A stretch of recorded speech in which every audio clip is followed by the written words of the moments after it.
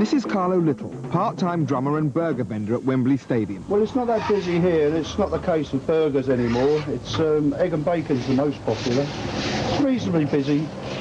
I don't know, I wouldn't like to put a figure on it, but it keeps me going.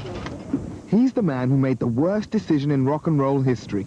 Well, I met the Rolling Stones 1962. I was with a blues band in London. 3 or 4 young lads kept following us around on a few clubs we were playing at. And they turned out to be Mick, Keith and Brian. They said, well, we're forming a band and we need a drummer. Would you help us out? And I said, well, I can't really. I've got to earn a living. Try Charlie Watts. And the rest is history.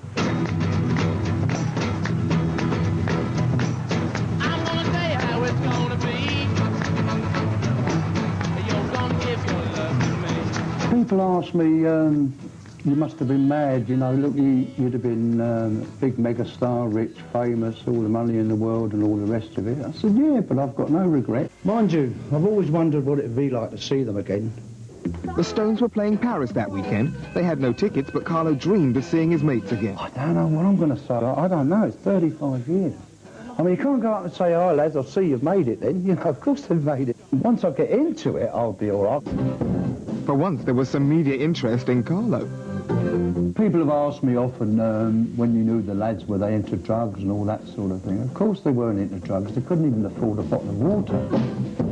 Carlo hadn't been back to Paris for 30 years, so he and Iris combined a spot of sightseeing with Mission Impossible, finding some Bakshi tickets for the Stones concert. It's got to be here somewhere, I'm sure. It's sold out. Sold out. We're looking for some Rolling Stones tickets. Sorry, but it's sold out. But UK Raw tracked down Stones guitarist Ronnie Wood. We told him that Carlo was in town. And hey, presto, tickets for the show and even VIP backstage passes. Yeah! So tell us what happened with the lads, Carlo. They turned around and saw me at the door and they went, Carlo! I said, it's been a little while, lad, isn't it? 35, he says, man, he said, oh, so pleased you've come. I said, Keith, what are you doing later? Fancy a drink? Fancy a drink? You're coming back to the hotel. It's Mick's birthday and there's a great big party. Okay, come on, let's have a sit down, let's have a chat. Want a drink?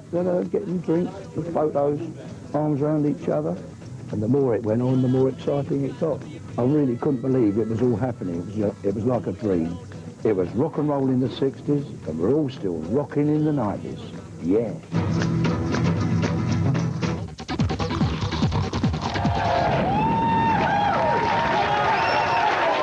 So there you have it, Carlo, the man who chose a life slaving over a greasy hot plate rather than a life of sex, drugs, rock and roll and all those exotic videos involving scantily clad women. Bit of a mistake possibly, Carlo? Well, you only do what you do at the time because you think it's the right thing to do. Who knew they were going to get anywhere? You know, they were just semi-pro bunch of lads, just started playing. They respected me, they came to see me a few times, give me a few tips. Who knew they were going to, you know, go where they went to? I mean, it's just one of those things. So you recommended your mate, Charlie, for the job?